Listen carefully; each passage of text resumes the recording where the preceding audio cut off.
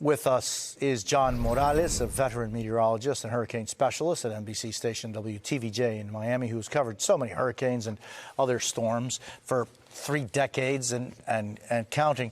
John, it's great to see you, my friend. Tell us what the latest is on this, and the 11 o'clock update just recently came out. Yeah, so there's a little bit of good news, Jose, in that finally, that upper level wind shear is starting to impinge upon this hurricane. And, you can, even just looking at the satellite picture, you can tell with the eye no longer visible that it has lost some strength. So that's good news.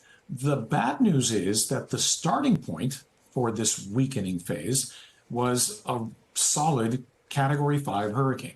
Which, as you know, it attained that intensity twice. And the second time it did so, it was at 165 miles per hour maximum sustained wind. So we're coming down from 165 now to 145, which is still a Category 4 hurricane. And I should add that in the Saffir-Simpson scale for winds, there is no difference between the consequences of Category 4 and a Category 5 hurricane. They are both labeled as catastrophic.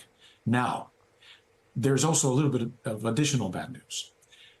This process, this weakening process where there's an upper level dip in the jet stream, it's starting to cause the wind shear. Well, that also helps the size of the wind field grow.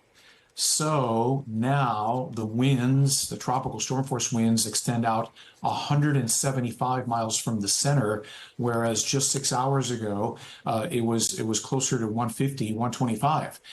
And the hurricane force wind field has also expanded in this transition that Milton is trying to do. The result will be that more people will be impacted by wind.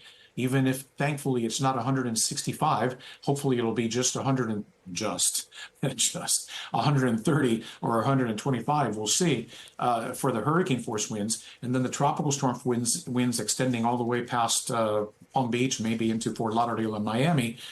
Well, that large wind field, Jose, is going to push more water towards the coast.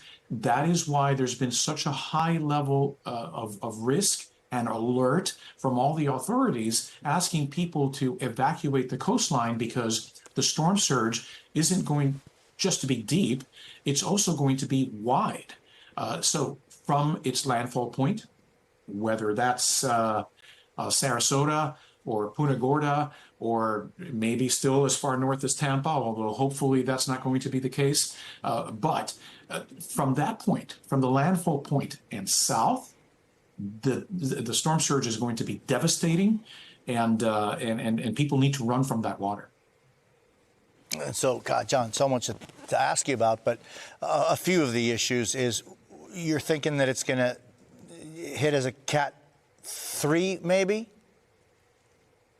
It could. I mean, it's dropped a good number of miles per hour just since this morning, and I apologize for being distracted and looking away, but I just want to give you the exact forecast from the National Hurricane Center, which is for 125 miles per hour at landfall. So that would be a Cat 3. Last night, National Hurricane Center had increased their landfall forecast to a Category 4.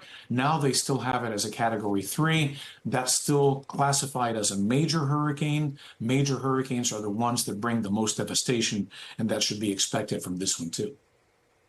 John Morales, it's terrible that we talk mostly when there are some very difficult things to talk about and learn from you about, but I thank you so much for being with us, and let's keep in close touch. We'll see how this goes as the evening progresses. John, thank you. Thanks, Susan.